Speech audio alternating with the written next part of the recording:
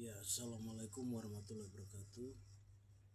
Di sini saya melihat sebuah cara berpikir karena dalam bulan April 2026 ini kita lihat ada sebuah perkembangan di mana KPK dia mengusulkan untuk setiap ketua partai itu 2 periode. Itu KPK, usulan KPK. Karena mungkin KPK dia melihat tentang lingkaran-lingkaran korupsi itu ada jebakannya di sana di partai.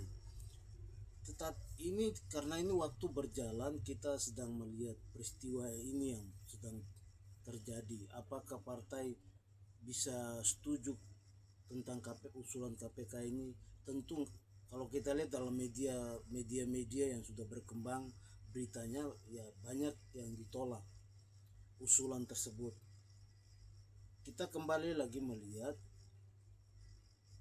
partai selalu mendengung-dengungkan demokrasi secara nasional kita, tetapi internal dari partai dia tidak pernah mendemokrasikan partai itu sendiri. Artinya ada regenerasi kepemimpinan di dalam sebuah partai itu harusnya regenerasi. Jadi dia yang harus menjadi contoh etalase wilayah demokrasi terkecil di dalam negara, karena partai itu adalah instrumen yang ada dalam negara untuk mempresentasikan sebuah demokrasi. Tetapi selama ini kita perhatikan itu tidak terjadi. Semua ketua umum yang partai-partai besar yang di Indonesia itu semua ketua umum semenjak partai itu didirikan hingga hari ini seluruh ketua partai itu yang menjabat. Ada yang sampai udah 30 tahun, ada yang di bawah, ada yang lebih tinggi 30 tahun, ada yang ke bawah terus. Karena setiap kongres partai yang dilakukan itu ketua umum itu lagi dipilih. Karena nalar kita lagi rakyat melihat bahwa itulah permainan mereka, itulah kekuasaan mereka yang mereka pelihara dalam partai. Sekalipun mereka berkoar-koar tentang demokrasi di Indonesia, tetapi ketua-ketua partai kalian bisa perhatikan PDIP, Nasdem, Golkar mungkin dia udah banyak perubahan di dalam, tapi yang tidak pernah ganti itu PDIP, Nasdem, Demokrat cuma pergantian. Jadi dinastinya kelihatan. Makanya kalau kalian hari ini bicara Pak Jokowi dinasti, sebetulnya lihat di Demokrat juga ada dinasti. Dari Pak SBY kasih pindah ke AY. Cuma di dalam rumah aja mereka mutar. Jadi ini kekuasaan ini masih dalam rumah.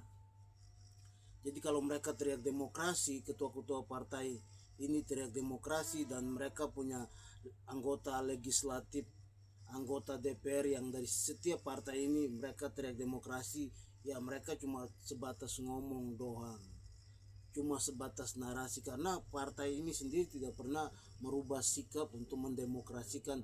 Jadi ada kaderisasi pemimpin dalam. Jadi mereka itu takut kalau kehilangan kewenangan di dalam. Jadi dia sudah membuat kerajaan kecil dalam partai itu. PDIP, Nasdem,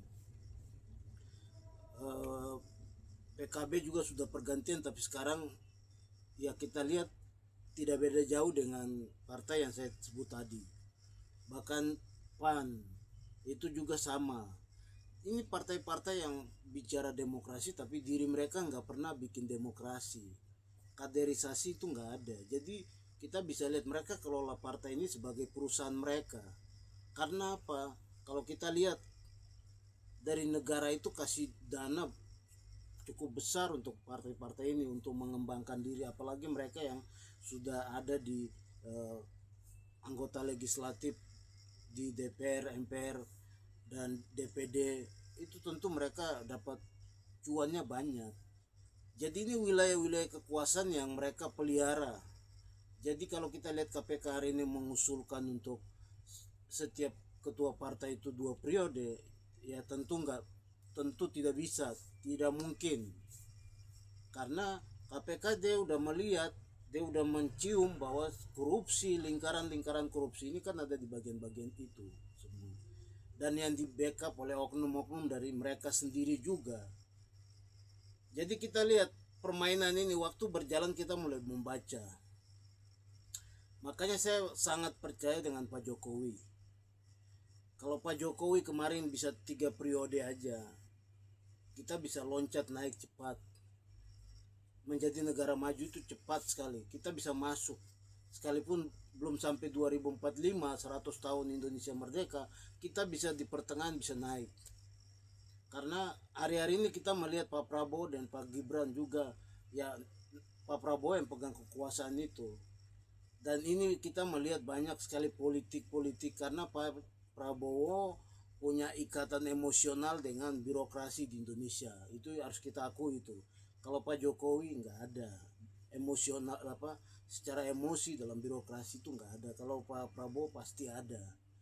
Sehingga kalau dia teriak tentang hal yang baik untuk bangsa, tetapi ya itu dia cuma sebatas menggertak teman-temannya ini, orang-orangnya ini harus menyadari. Kalau nggak menyadari ya akhirnya kena hukum juga.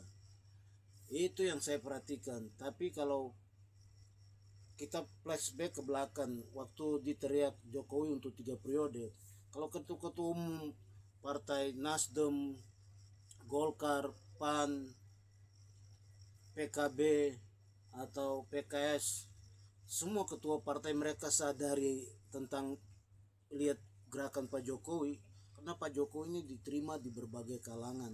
Dunia pun akui, dunia pun sangat kagum. Sebetulnya itu celah yang bangsa ini bisa loncat naik. Tapi ya itu kembali lagi ke internal bangsa ini. Internal bangsa ini ya partai.